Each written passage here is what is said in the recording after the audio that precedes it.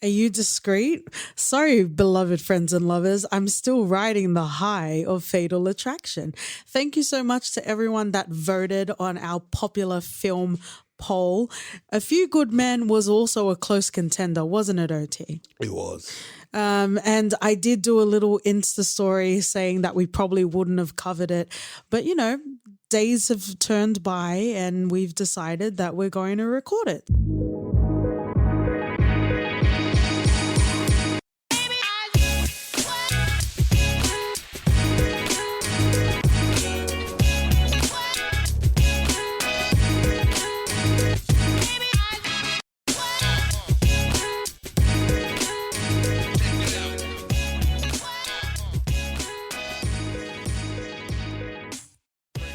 In the For Your Reference Court, it's your host Katie and OT.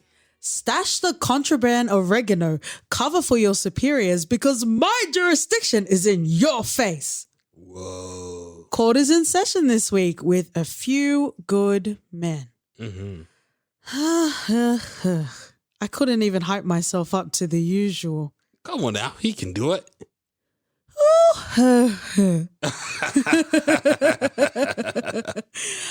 Let's get into the stats and general information in regards to this film, released in 1992, director Rob Reiner, as well as based off of a play from the Aaron Sorkin. And I've now coined the term Snarky Sorkin. Wow. Yes, Sorkin obviously was involved in the screenplay as well. In regards to the main cast, we have Tom Cruise, Jack Nicholson, as well as Demi Moore. That is what I think you refer to in football as a hat trick, right, OT? I'll pass. I'll let that slide. I think we've let it slide for too long. It's been over 2 years, and this is the first time we featured Tom Cruise, Jack Nicholson, and Demi Moore. But we do have diversity and quality. We sure do. Refer to your complaints to our dog executive producer. In regards to the box office, it was made for $41 million and a worldwide gross of $243.2 million. Wow. That is a hit out of a baseball park. Sure is. Because I'm sure that's how Americans speak naturally. Just like Jenna from 30 Rock. Are you trying to throw a Moneyball reference in there, you little sneaky? That's another Sorkin. That's another snarky Sorkin. It is a stalking. If you're nasty. Well, if you want to snork around. I said snorking. I'm just combining the words. Keep up, mate. And you still feel like you're more superior than Shrek. How dare you? Always. First off, we just want to lay our splooshes at our patrons' altar. Thank you so much. For all of those that have listened, we did have a Fatal Attraction episode. A Few Good Men was a part of that poll. So here we are today covering it. So thank you so much for our patrons out there. Let's get into first impressions, OT. This is the third time I've watched it. Third? Why would you do it? Why would you do it a second? The first time I watched it, I was quite young. And I remember getting the VHS tape for it. Okay. Seeing, Tom Cruise, Jack Nicholson, and Demi Moore in their military gear. And thinking, mate, I'm in for some treat here. I'm going to go action wazoo. And then nothing. Were you expecting like Top Gun or something? Yeah, I was expecting some high octane level shit, and I didn't get that. And in my mind, I was like, "Fuck this shit. This movie is trash." But then I got older, and I gave it a go. And I was like, you know what? It's all right. I enjoyed this quite a bit. And then the third time, I went back to, I could probably do without this in my life, which is weird. Is it weird? Or are you just growing? Is your palate being satiated, sir? I guess it is being satiated in times. I'm familiar with a lot of Aaron Sorkin's work, and I'm not the biggest fan. But with this, I think this was his debut as well, wasn't it? Yeah, it was his debut. I I don't know. You made a comment while watching the movie that you said that it sounded as if it's just some Ivy Leaguers having fucking fun with the writing. Yeah. Because no one would fucking talk like that. Yeah, absolutely. No one talks like that. And if they do, I do not want to be around them. It resonated a lot because I couldn't pinpoint exactly what the fuck it was. Mm-hmm. And then when you said it, it was just like this ba-ding, hello moment. Yeah. It just hit me. I was like, that's the fucking reason, isn't it? It just felt really... And I have nothing. Like, you know, you can have all this quack in the writing and all, but it just didn't connect to a level that I thought it did when I watched it the second time. Yeah. And I was just a step farther removed from it this time, which is sad because I think that Nicholson does a good job in portraying Jessup. Mm-hmm. I think he's the star in this. Oh, yeah. He's the and for sure. Yeah, Tom Cruise, take it or leave it, man. I think... I think people took him for so many decades. That's why he continues to jump on Oprah's couch. Yeah, true. His performance, I was just like, yeah, if I could do without it. Yeah. Well, friends and lovers, I'm glad you mentioned like Aaron Sorkin just generally. What did your dad used to say when you were watching The West Wing? Can you turn that thing off? It's making me dizzy. Why do these people always keep on walking and talking? Can they not just relax? They're always fucking walking. My dad could not handle West Wing at all. And every time we'd put it on, he would just throw a fucking tantrum. And it took me like 3 years to finish the whole West Wing just because of that. Right. Yeah. Before I continue on my first impressions, while we're covering Aaron Sorkin for the first time, I do want to talk about The Newsroom. Just very quickly, because we do love Sploosh and Stan a strong Dev Patel summer, and we love Dev Patel. And as much as OT said in The White Tiger that we need to cover Slumdog Millionaire, it won't be the first film that we cover of his on the podcast. But The Newsroom I didn't care for. It just felt exactly the way that I felt about A Few Good Men. Which obviously, succinctly, I'll give you my feelings in regards to it. I also don't care for The Social Network. For The Newsroom, just to go back, I think the only reason I really didn't take to it was because I fucking hated Amanda Pill's character. All right. It was just super annoying. Okay. Weird time to get on your soapbox, OT, but okay. Oh, wow. But I'm coming to find that I am not a snarky Sorkin gal. And, you know, in the veil of Patreon, I've talked about it potentially. I'm not a Scorsese gal, right? I just feel like watching A Few Good Men felt like eating a dry ass plain cracker in the desert. That's what it felt like. Cheese, eh? No cheese at all. No, but I was looking for some reprieve, and my reprieve is emotional investment in a film, specifically in regards to, you know, the main and maybe in some cases periphery characters, and we didn't get any of that. Fair enough. I think a lot of the time, yeah, there was no emotional pull for either of the characters. You didn't really care or buy into that whole thing. It was just watching something unfold while you're far removed from it. Maybe, and I guess that's the question, because when you're watching a movie, like you said, you want this emotional resonance. You want to be able to connect and to feel and to empathize. Like, I don't have to, like, I know some people say that they need to see themselves in that character. I don't necessarily need to see myself in Tom Cruise. I hope to God I never see myself there. Don't worry, I've already connected those dots. Well, I think OT is the Tom Cruise in Family Guy. That's the version of Tom. I just need to see themes that resonate on some level, whether it's something that is abhorrent to me or whether it's something that I agree with. It needs to resonate in a negative or positive way. But I just didn't care for it. It felt like Aaron Sorkin just kept talking and then he just put like cliff notes of different characters, but you could just feel that he wrote in the same style for every character. Yeah, I see that. I see that. I think one of the things that really hit home, especially on the third time watching, was realizing that I was a step removed. I just couldn't gravitate towards any of the characters, and Tom Cruise especially fucking annoying, Yeah. even more so than I thought he was in the first and second times I watched it. We apologize to all of the presidents of the Tom Cruise fan club. This probably isn't going to be for you, but we do have a lovely catalog that you can check in with as well. What a film. It all just felt like words. There was no sort of emotion. I do enjoy dialogue-driven stories. I actually prefer those as opposed to, Fast and the Furious 100 when Ludacris and Tyrese are doing backflips on Pluto. Like, I do prefer dialogue-driven films. One Night in Miami, Regina King's One Night in Miami is a perfect example of that.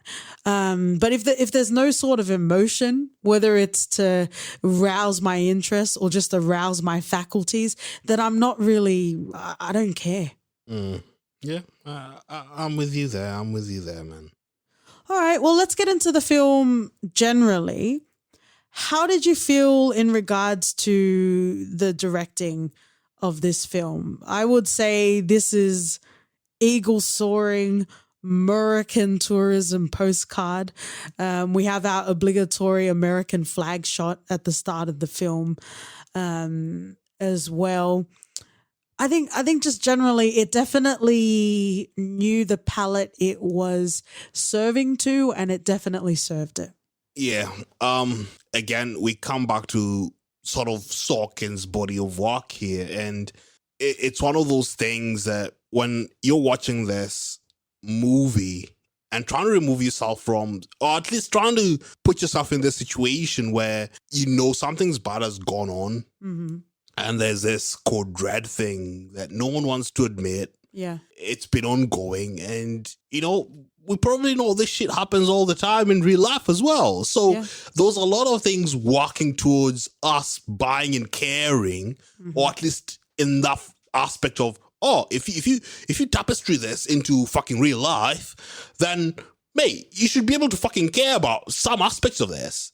But then the way it was brought about, and when you said it was just fucking words, I felt that I just felt like it was being thrown at me and not being told to me, which is weird. Sorry, John David Washington wasn't in this film.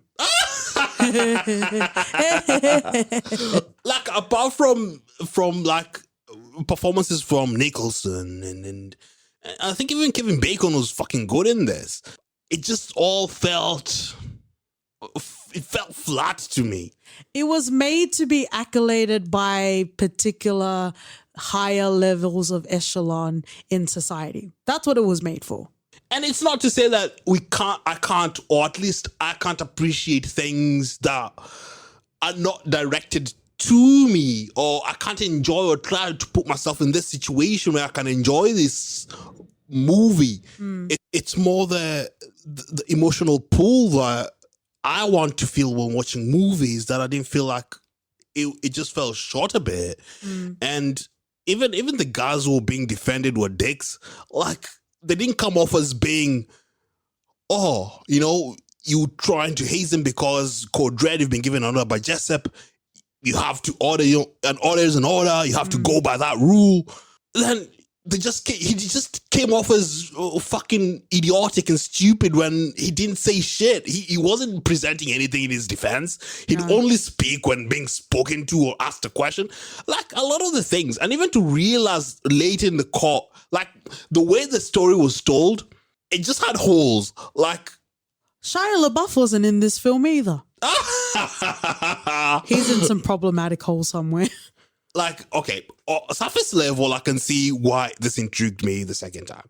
And I can see why it was good in terms of building the tension and trying to at least arouse some aspects of the viewers' suspensey. And I get that. I saw that. I felt a bit of that. But does that a good movie make? I'm not sure.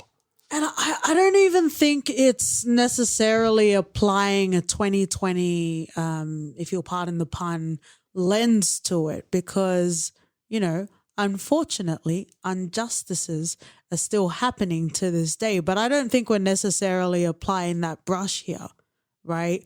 But, even the title suggests a few good men could also be the same thing as saying a few bad apples embedded within the system.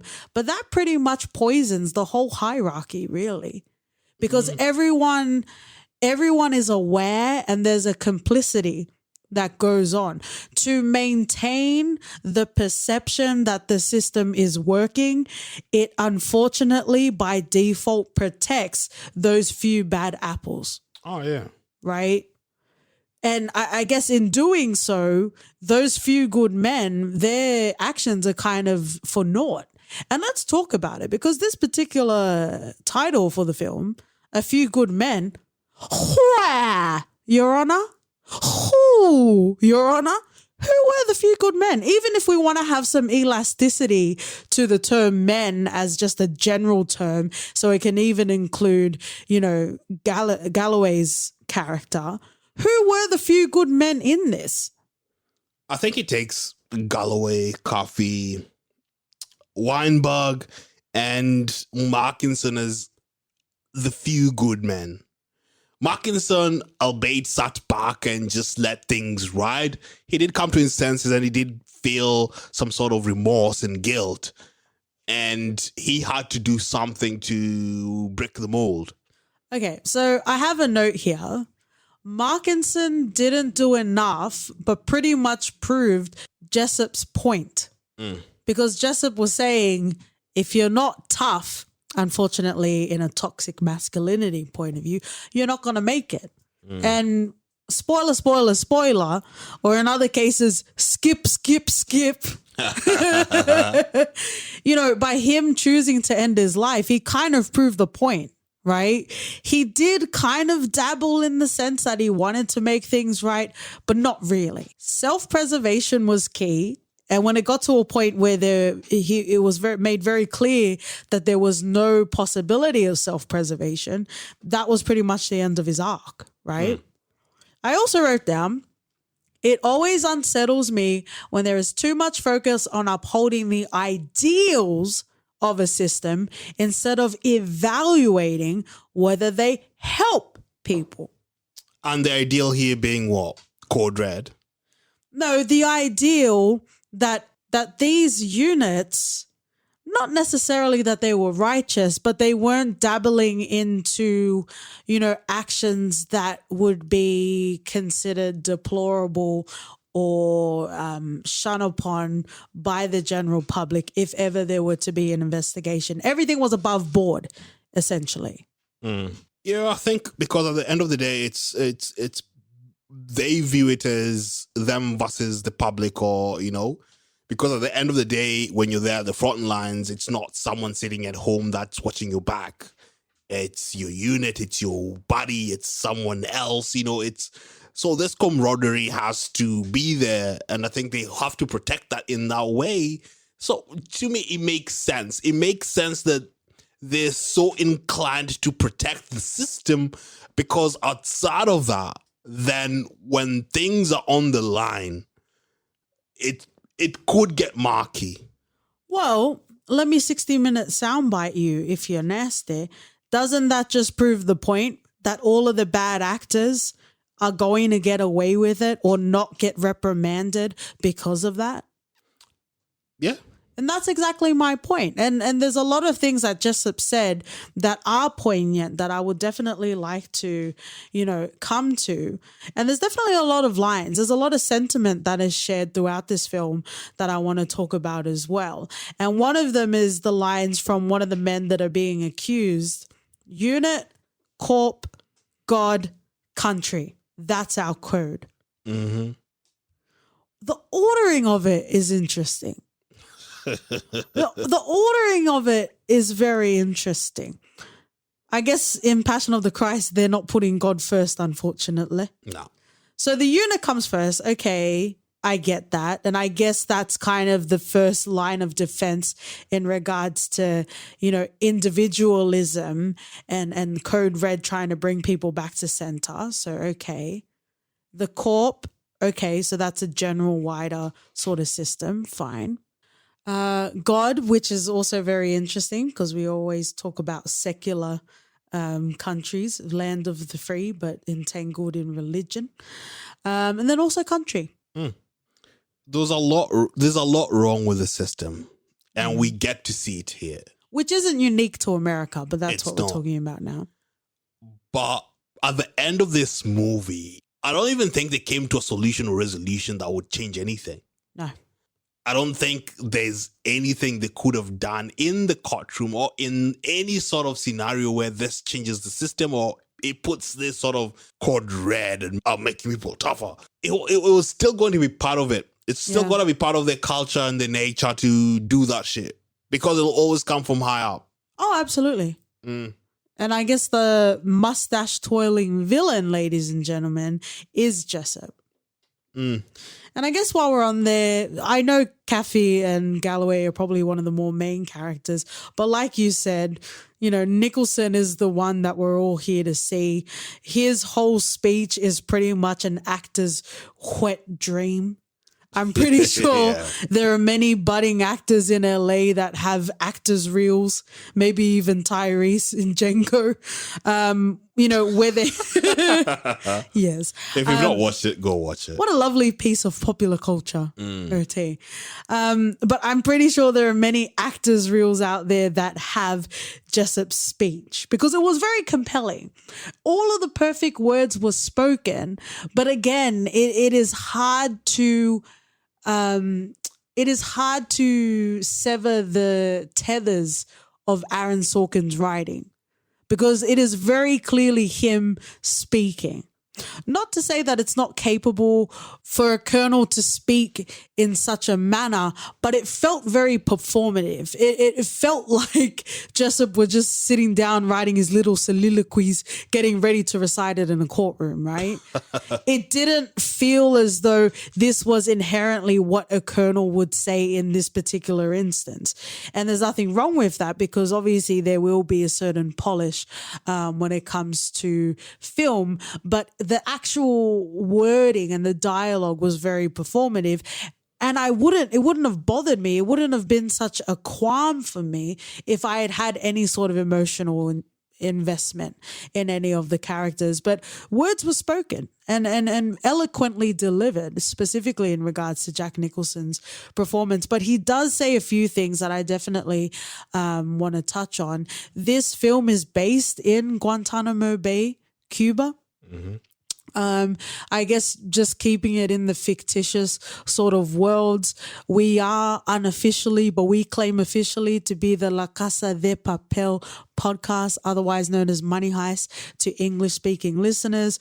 We have Alicia, that is pretty much the subunit unofficially that tortures clientele to get intel that can be leveraged in some sort of way by the government, but they're not specifically acknowledged.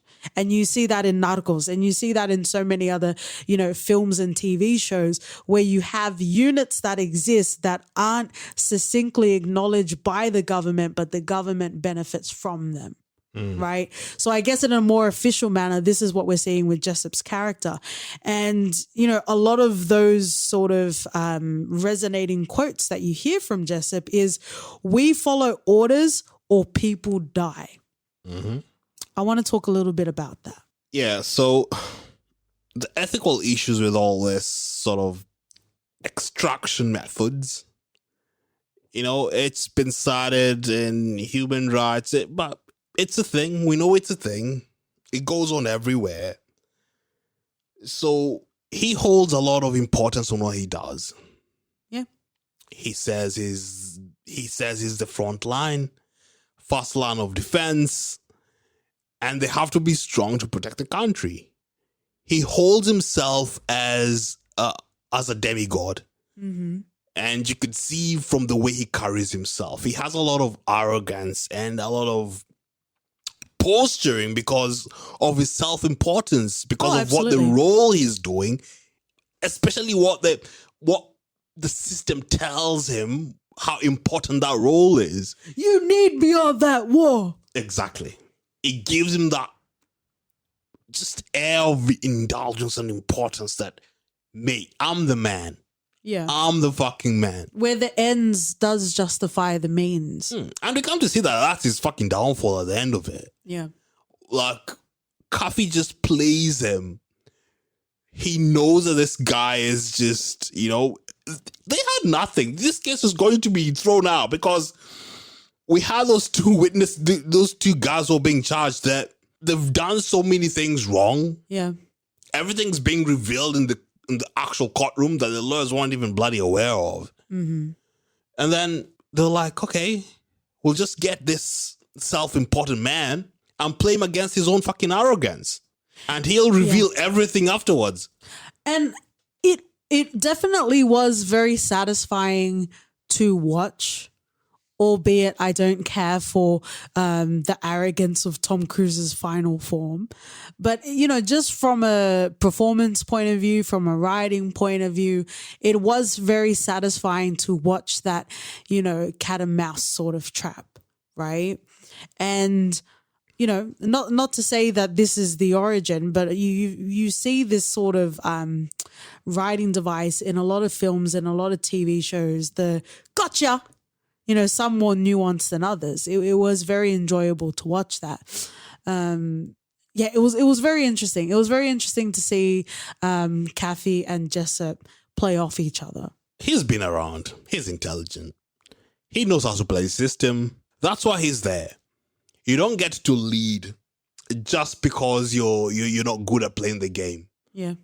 So in as much as I enjoyed that dialogue and I enjoyed that performance, part of me was sitting there in disbelief that this guy who has given his whole life to get there and he's probably even aiming for higher seats would crumble so fucking easily just because of an annoying Kathy poking and prodding. Yeah. Like all he had to do was dangle the carrot. To be fair, yeah. Like, I feel like Jessup was very astute to the fact that he could be caught at any time. He felt like he had covered all of his bases. But, even one of my favorite scenes in this film was when, Kathy was being a dick about asking for the logs of the flights. And Jessup goes on one of his iconic speeches and he's like, ask me nicely, motherfucker.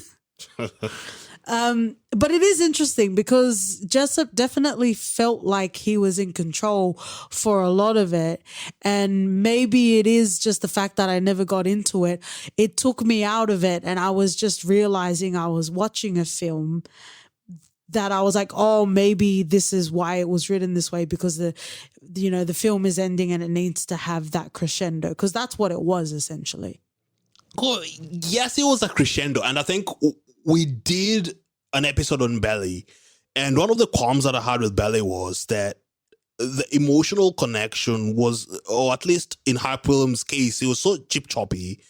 And by the end of it, the emotional pull by the last speech, it holds so much weight and so much gravitas that I felt cheated. Yeah. I felt cheated out of watching out of the experience of enjoying the whole movie. Mm-hmm. And then overlaying it with this, I'm thinking, cool, I get a brilliant dialogue. It's pop culture stuff. But I'm sitting here thinking, I don't buy that Jessup A will be that fucking dumb. Just because of where he is and what he does. Yeah. And you just know he was meant for higher offices. And then the second point is, as much as I enjoyed that, I still felt nothing. Yeah. No, I agree. And, we have gotten to the age where we can't experience genuine joy and we're dead inside. But I do feel like a part of it does have the onus in the film. I definitely agree with you. I can't disagree in any way because that's exactly how I feel watching this film. When you're painting your world, it's a movie and Sorkin tried to make it as realistic as possible, but when you're writing, you have your own literary devices. Uh-huh. And one of those is pointing or creating or building your world. Yeah. And creating aspects and elements to make the world as grounded to reality as possible so the users can connect and resonate. But that world also has its own rules. Yep. So when you're building this Jessup character from the get-go, we know he's badass and he's thought of every single thing to the point where we have one of the good men in the few Markinson killing himself because he saw no other way that he could help because every other avenue had already been shot. Yeah. But then when I'm meant to believe Kafi didn't have anything. This was just, I'm going to do this and just throw Hail Mary and hope that it lands. Because those two witnesses he brought didn't know anything. It was just some randos. And it just felt too perfect for it to happen that way. But that's what I'm saying. It takes you out of the film and you realize you're watching a film. But I would say you're missing the epilogue, or we were missing the epilogue in this film. Because I agree with you. I don't believe that was pretty much, close the hatch on Jessup's story arc, right? He would have been reinstated pretty much after the events of the film. If not straight away, they would have recruited someone that couldn't do the job or get the results that Jessup did, and they would have reinstated him. However amount of time would have passed, they would have reinstated Jessup to go back to this film. I don't think so. He killed his career then and there. That's why I'm telling you it wasn't believable for me, especially since they've built that character that way. I don't know. We talked about the system and protecting the system. Trust me, the moment they need insightful intel and it can only be done from terrible methods that Jessup employs, they would bring him back. I 100% agree with myself. All right. Let's talk about Kafi's character. It was surprising to me that it took a while to get to his daddy issues, but I wasn't surprised when we finally got to it. I also have a note here saying, oh, that's nice. He likes baseball. So we know he has a passion/personality. Yeah, he did love his baseball. We knew that he sought his father's approval. His dad was a big shot. Yeah. He acts aloof a lot. Yeah. And I think he was a bit too much. There are levels, like he acted aloof in every single moment, at any time, everywhere. Like he tried too hard to prove that he didn't care about anything. I absolutely agree. I wrote down, Kafi's need to do a good job gets in the way of his presenting indifference, because he always tried to shrug things off, but his need to do things properly just got in the way of that. And it's like, it's okay to feel and care about things, guy. Yeah. It's okay to express your feelings as well. Oh, absolutely. And I think that's where we had Weinberg to sort of act as an alkaline. To just neutralize that shit for a bit for us. We know that he understood, at least Weinberg played that part where he sort of tried to ground Kafi's character. Otherwise, I think it would have just been way too annoying to even concentrate. It'll distract from the movie. Yeah, absolutely. Because then we have Kafi. We know that he's not great at expressing his emotions. He plays aloof. Or at least I think this was just a gag between him and Weinberg in terms of getting explained to things all the time, or what terms or words mean. Like he tried to make a big deal. Like when he first got the case, he went and played baseball. It's like, okay, we get it. You're too cool for school. I'm old. Does anyone say too cool for school anymore? You do. So must be cool. Oh, thank you, OT. Oh, I love some OT love in my direction. Yeah, Kathy was an interesting character, but not enough to tempt me. That's a Pride and Prejudice reference. Go and listen to our Pride and Prejudice. Only recognize the BBC miniseries. And I guess while we're on Weinberg, I don't have a lot to say about him, but he did offer a different side.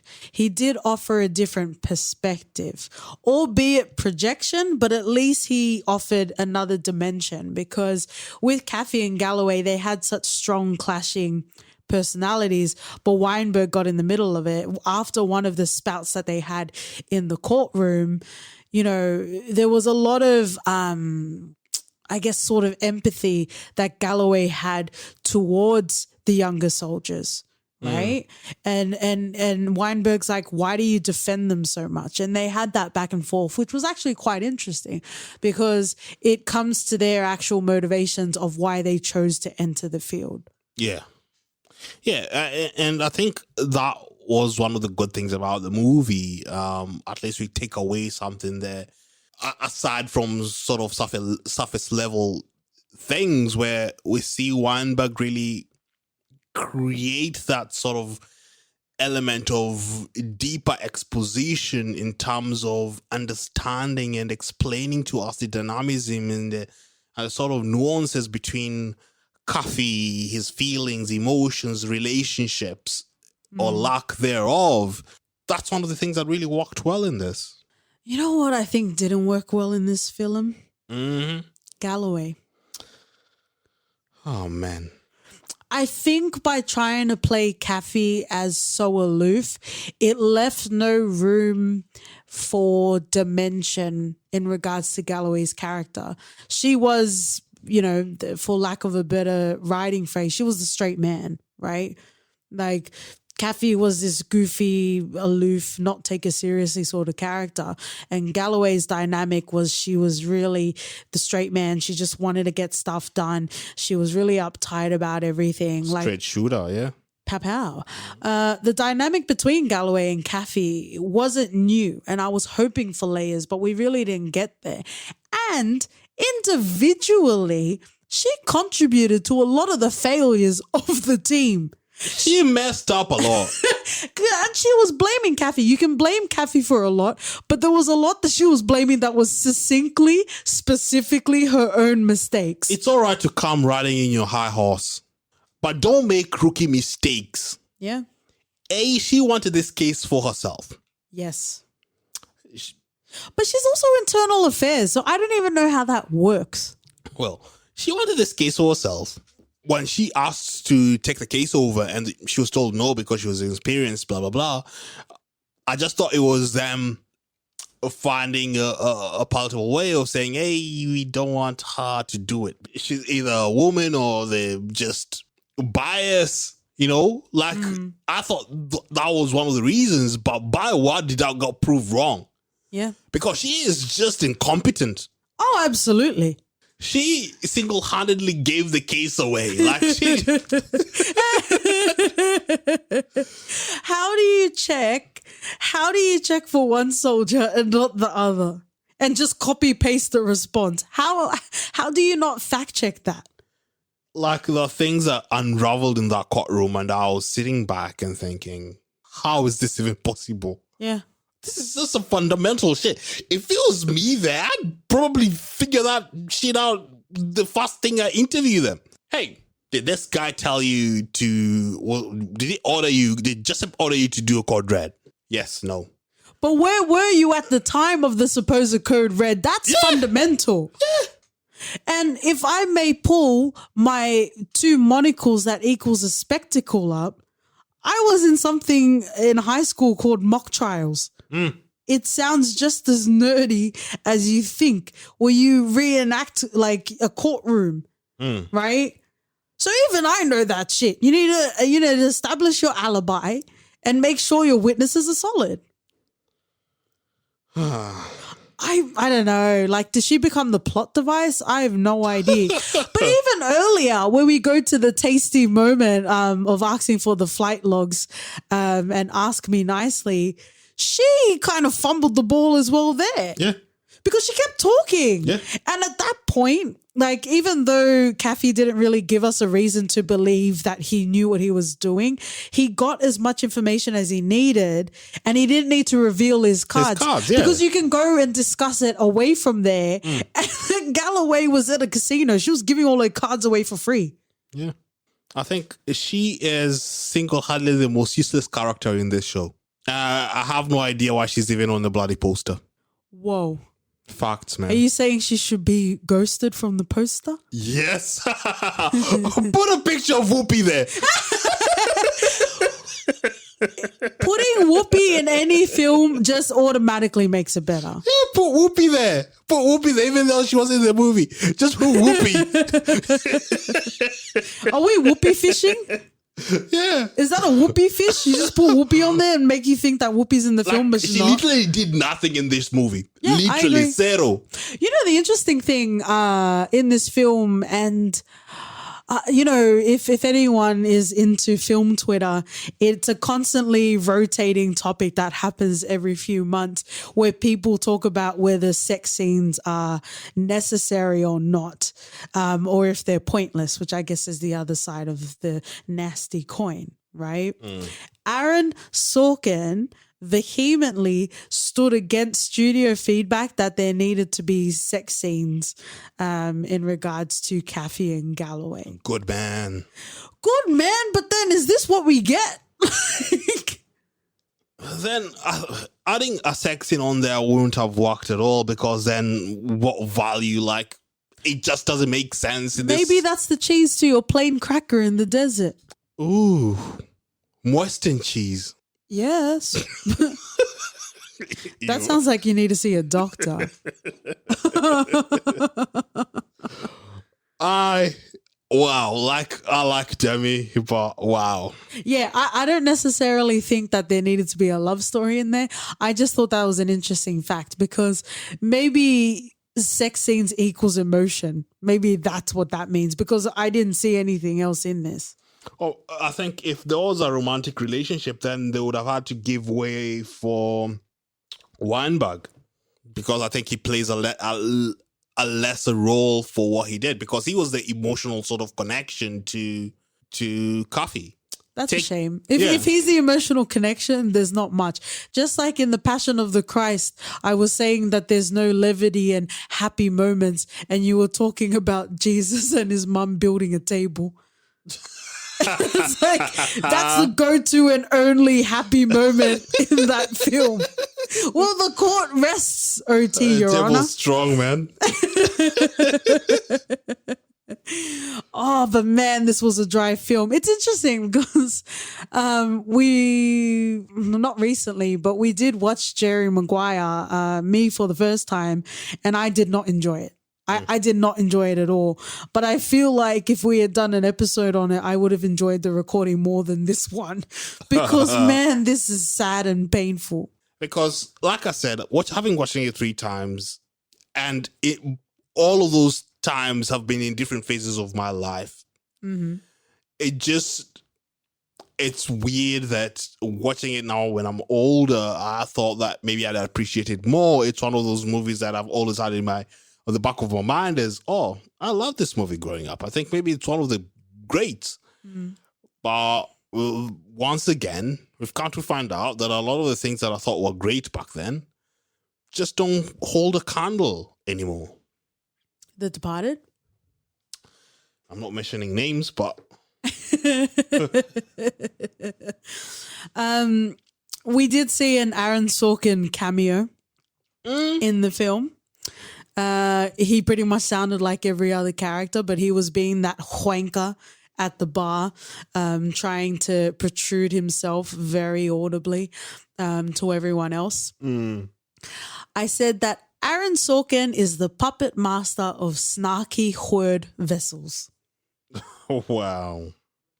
Yeah, I said it. Maybe I'm a Sorkin character. Who knows? We're in a Sorkin simulation, OT. Mm-hmm. There was a quote that was made about the victim in regards to the court case. Dead because he had no code. Dead because he had no honor. And also God was watching. I guess all in all, there was some potential for some real depth about people like Jessup that do the necessary eval for America to continue their freedoms and also luxuries. But I don't feel like we got there in this film. No. And dialogue, albeit memorable, albeit well performed, was definitely lacking in Avatar tentacle emotion. It also reminds me of why I never enjoyed the TV show Jag. Why is that? Give me MASH any day, I'll tell you that much. And I also want to say that I unlocked my reference Pussy Valley with You Can't Handle the Truth. Ooh, Jack O.T. Nicholson has entered the chat. All right. Thank you so much, friends and lovers, for joining us. Sometimes, well, there you go. We're going to finish off in a segment we call For Your Reference. OT. You know what? I'd like to reference Primal Fear. Laura Linney, Ed Norton, Richard Gere. One of the best courtroom movies I've seen ever. Okay, this is a callback. Is this the hat trick you were waiting for, OT? Just, you know what? It just worked on so many levels. And I think that was more enjoyable for me. All right. I haven't watched it in a while. Might change, but for now. For now. As the court stands today, this is your reference. I am going to reference probably the last time I enjoyed Tom Cruise's performance. It is the 1983 film The Outsiders.